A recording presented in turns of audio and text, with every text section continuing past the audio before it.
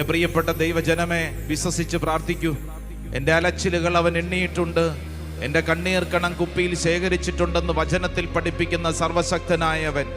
നീ ഇപ്പോൾ ഈ പ്രാർത്ഥനാ ശുശ്രൂഷയിൽ പങ്കെടുക്കുന്നത് എവിടെ നിന്നാണ് കൊണ്ടാണെങ്കിലും നീ വിശ്വസിക്കുക. നിന്റെ ജീവിതത്തിന്റെ ദുരിതം, നീ കടന്നു പോകുന്ന കണ്ണുനീര്, നിന്റെ ജീവിതത്തിന്റെ ആയിരിക്കുന്ന ഈ അവസ്ഥയെ അറിയുന്ന ഒരു സർവശക്തനായ ദൈവമുണ്ട്. കരങ്ങൾ ഉയർത്തിപ്പിടിച്ച് യേശുവേ എന്ന് വിളിച്ച് പ്രാർത്ഥിക്കുമ്പോൾ നീ അത് വിശ്വസിക്കണം, അത് പ്രഖ്യാപിക്കണം. എനിക്കൊരു ദൈവമുണ്ട്, എനിക്ക് സ്വർഗത്തിലൊരു അപ്പനുണ്ട്, എന്നെ ഈ ഭൂമിയിൽ നടത്തുന്ന സർവശക്തനായ ഒരു ദൈവമുണ്ട്, എൻ്റെ ചലനങ്ങൾ അറിയുന്നവനുണ്ട്, എൻ്റെ തലമുടിയുടെ അനങ്ങുന്നത് പോലും അറിയുന്ന എൻ്റെ ദൈവമുണ്ട്, അനന്തമായി എന്നെ സ്നേഹിക്കുന്ന ദൈവമുണ്ട്. വിശ്വസിക്കുന്ന ഓരോരുത്തരും രണ്ട് കരങ്ങളും ഉയർത്തിപ്പിടിച്ച് യേശുവേ വിളിച്ചൊന്ന് പ്രാർത്ഥിക്കട്ടെ. നാവ് തുറന്ന് പ്രാർത്ഥിക്കട്ടെ, ഹൃദയം തുറന്ന് പ്രാർത്ഥിക്കട്ടെ. എന്റെ ഈശോയെ വിളിച്ചൊന്ന് പ്രാർത്ഥിക്കട്ടെ. ഓ കർത്താവേ, ഓ കർത്താവേ, ഓ കർത്താവേ, ഓ കർത്താവേ, എന്റെ ജീവിതം അറിയുന്നവനെ നന്ദി പറഞ്ഞ് പ്രാർത്ഥിക്കുന്നു. ആരാധന, ആരാധന, ആരാധന, ആരാധന, ആരാധന. Hallelujah, hallelujah, hallelujah, hallelujah, hallelujah. യേശുവേ ആരാധന, ആരാധന, ആരാധന, ആരാധന, ആരാധന, ആരാധന. Price the Lord. Hallelujah, hallelujah.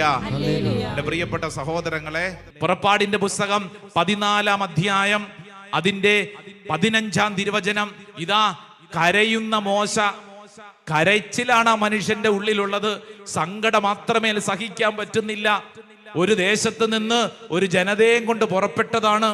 ദൈവം പറഞ്ഞു, മോശയോട് പറഞ്ഞു, മോശേ എടാ നീ പേടിക്കേണ്ട കാര്യമില്ല, ധൈര്യമായിട്ട് പൊക്കോ, ഞാൻ കൂടെയുണ്ടെന്ന്. 14-ാം അധ്യായം 15-ാം വചനം ഒന്ന് വായിച്ചേ. പുറപ്പാട് പുസ്തകം, book of Exodus, chapter 14 verse 15. ഒരു കൊച്ചു കാര്യം, പക്ഷേ ഒരു മനുഷ്യന്റെ ജീവിതത്തിന്റെ ഭാരത്തെയാണ് ആ വചനത്തിൽ എഴുതിയിരിക്കുന്നത്. എന്താ ഒന്ന് വായിച്ചേ. കർത്താവ് മോശയോട് പറഞ്ഞു, നീ എന്തിന് എന്നെ വിളിച്ച് കരയുന്നു? എടാ നീ എന്തിനാടാ ഇങ്ങനെ ഇരുന്ന് കരഞ്ഞോണ്ടിരിക്കുന്നത്? Praise the Lord, hallelujah. എന്തിനാ ഇങ്ങനെ കരഞ്ഞോണ്ടിരിക്കുന്നേ? എന്തിനാ ഇങ്ങനെ വാടിയിരിക്കുന്നത്? എന്തിനാ ഇങ്ങനെ സങ്കടപ്പെട്ടിരിക്കുന്നത്? എങ്ങനെ വാടാണ്ടിരിക്കും എൻ്റെ സഹോദരങ്ങളെ? എങ്ങനെ കരയാണ്ടിരിക്കും? ഈ മോശയെ കുറിച്ചൊന്ന് ചിന്തിച്ചേ. ആ മനുഷ്യൻ പിന്നെ എന്നതാ ചെയ്യണ്ടേ? 1.5 ലക്ഷത്തോളം വരുന്ന ജനമുണ്ട് കൂട്ടത്തില്. മുമ്പോട്ട് പോകാൻ പറ്റാതെ വലിയൊരു കടലിന്റെ മുമ്പിൽ നിൽക്കുക. പുറകോട്ടും പോകാൻ പാടില്ല ഇസ്രായേൽ ജനം, അങ്ങോട്ടും പോകാൻ പാടില്ല ഇങ്ങോട്ടും പോകാതെ ഒരു പ്രത്യേക അവസ്ഥയിൽ ഇങ്ങനെ പെട്ടിരിക്കുമ്പോ പിന്നെ കരയാണ്ട് പിന്നെ എന്നതാ ചെയ്യണേ? കരഞ്ഞു പോകുന്നു. ആരായാലും കരഞ്ഞു പോകും. സങ്കടം സഹിക്കാൻ പറ്റാണ്ട് അത്രമേൽ കരഞ്ഞു പോകും, ഭാരപ്പെട്ടു പോകും.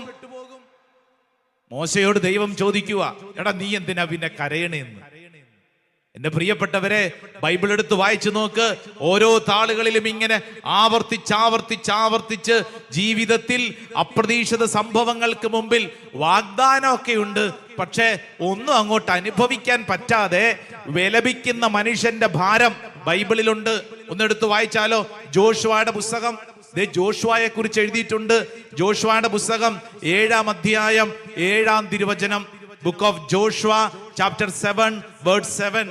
വല്ലാണ്ട് സങ്കടപ്പെട്ട് ഭാരപ്പെട്ട് കരയുന്ന ജോഷുവയുണ്ട് അവിടെ. ഒന്ന് വായിച്ചേ. ജോഷുവയുടെ പുസ്തകം 7-ാം അധ്യായം 7-ാം തിരുവചനം. ജോഷുവ പ്രാർത്ഥിച്ചു. ജോഷുവയുടെ പ്രാർത്ഥനയാണ്. എന്താ പ്രാർത്ഥന എന്ന് കണ്ടോ?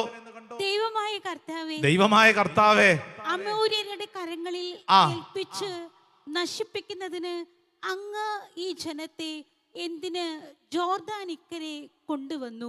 കണ്ടോ ചോദ്യം കണ്ടോ? ഈ അമോര്യരുടെ കരങ്ങളിൽ ഏൽപ്പിച്ച് നശിപ്പിക്കപ്പെടുന്നതിന് എന്തിനാ കർത്താവേ ആ ഈജിപ്തിന്റെ അടിമത്തത്തിൽ നിന്ന് ഇവിടം വരെ കൊണ്ടുവന്നത്? വല്ല ആവശ്യമുള്ള കാര്യമാണോ? ഇത്രയും സഹിച്ച് ഇവിടം വരെ എത്തി. അവിടെ എത്തിയപ്പോൾ അവസ്ഥ എന്താണെന്നറിയോ? ഒരു കൊച്ചു രാജ്യക്കാരുടെ മുമ്പിൽ ഇതാ ഈ ഇസ്രായേൽ ജനം തോറ്റിരിക്കുന്നു. ആയി എന്ന് പറയുന്ന ഒരു കൊച്ചു ഗ്രാമം. എന്താണ് ഗ്രാമത്തിന്റെ പേര്? ആയി എന്ന് പറയുന്ന ഒരു കൊച്ചു ഗ്രാമം. ആ ഗ്രാമവാസികളുടെ മുമ്പിൽ ദേ ഇസ്രായേൽ ജനം തോറ്റു തുന്നം പാടി. അല്ലേ, നമ്മൾ പറയുന്ന ഒരു ഭാഷയല്ലേ തോറ്റു തുന്നം പാടി. ഈ തോറ്റിരിക്കുന്ന സമയത്ത് പിന്നെ ജോഷുവ എന്നതാ ചെയ്യണ്ടേ? തോറ്റിരിക്കുന്ന സമയത്ത് ആ മനുഷ്യന്റെ സങ്കടം ഇതാണ്, ദൈവമേ എന്തിനെ ഇവിടം വരെ കൊണ്ടുവന്നേ? ഇങ്ങനെ ചോദിക്കാൻ ഒരു കാരണമുണ്ട്. കാരണം എന്താ? ജോഷുവയുടെ ദൈവം പറഞ്ഞിട്ടുണ്ട്, ജോഷുവയെ ആയുഷ്കാലത്തൊരിക്കലും നിന്നെ ആർക്കും തോൽപ്പിക്കാൻ പറ്റിയല്ലെന്ന്.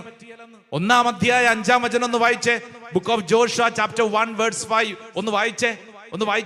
1-ാം അധ്യായം 5-ാം വചനം. നിന്റെ ആയുഷ്കാലത്ത് കണ്ടോ? ഒരിക്കലും നിന്റെ ആയുഷ്കാലത്തൊരിക്കലും ആർക്കും നിന്നെ തോൽപ്പിക്കാൻ പറ്റിയല്ലെന്ന്. ഹല്ലേലൂയാ. കാര്യത്തിന്റെ ഗൗരവം പിടികിട്ടിയ ചേച്ചി. നിന്റെ ആയുഷ്കാലത്തൊരിക്കലും നിന്നെ തോൽപ്പിക്കാൻ പറ്റിയാലെന്ന് തമ്പുരാൻ കർത്താവ് പറഞ്ഞിട്ട് ദേ ജീവിതത്തിന്റെ വല്ലാത്തൊരു സമ്മർദ്ദത്തിന്റെ നടുവില് ആ മനുഷ്യൻ അവിടെ നിന്ന് ഒറ്റയ്ക്ക് നിന്ന് കരയുക. എങ്ങനെ കരഞ്ഞെന്ന വചനങ്ങൾ എഴുതി വെച്ചിട്ടുണ്ട്. സമയം കിട്ടുമ്പോൾ എടുത്തു വായിക്കണം. ജീവിതത്തിൽ ആരെങ്കിലുമൊക്കെ ഇവിടെ ഇരുന്നു കൊണ്ട് വിലപിക്കുന്നവർ ഈ ജോഷുവയെ കണ്ടുപഠിക്കണം. നിന്റെ ജീവിതത്തിൽ ഒരു സങ്കടവും ഭാരവും വരുമ്പോൾ എങ്ങനെ പ്രാർത്ഥിക്കണമെന്ന് ജോഷുവ പഠിപ്പിക്കും. ജോഷുവ ദൈവജനത്തിന്റെ മുമ്പിലല്ല, സർവശക്തനായ മുമ്പിൽ ചെന്ന് ഇതാ കണ്ണുനീരോടെ പ്രാർത്ഥിക്കുകയാണ്. ദൈവമേ എന്തിനാ ഇവിടം വരെ കൊണ്ടുവന്നേ? ദൈവമേ എന്തിനാ ഇവിടം വരെ കൊണ്ടുവന്നേ? എന്താ എന്റെ ജീവിതത്തിന്റെ അവസ്ഥ? എന്റെ പ്രിയപ്പെട്ട സഹോദരങ്ങളെ, വിശുദ്ധ ഗ്രന്ഥം നമ്മുടെ മുമ്പിൽ ആവർത്തിച്ച് പഠിപ്പിക്കുന്ന ഒരു പാഠം എന്താണെന്നറിയാവോ? ശ്രദ്ധിച്ചേ. നിന്റെ ജീവിതത്തിൽ നീ വിചാരിക്കുന്നത് പോലെ കാര്യങ്ങളൊന്നും നടക്കില്ല. പക്ഷേ ദൈവത്തിനൊരു പദ്ധതിയുണ്ട്. ആ ദൈവം നിന്നെ ഉപേക്ഷിക്കില്ല. വിചാരിക്കുന്നത് പോലെ, നമ്മുടെ ഉള്ളിൽ എന്തോരം വിചാരങ്ങളല്ലേ. വിചാരിക്കുന്നത് പോലെ നടക്കണമെന്ന് നിർബന്ധമില്ല. പക്ഷേ നിന്റെ ദൈവം, നിനക്കൊരു വിലയിട്ടിട്ടുള്ള ദൈവം. യെശയ്യായുടെ പ്രവചനം 43-ാം അധ്യായം 4-5 തിരുവചനം തുറന്നു വായിക്ക്. ഇതാ വചനം നിന്നോട് ഒരു പ്രത്യേക കാര്യം പഠിപ്പിക്കുവാണ്.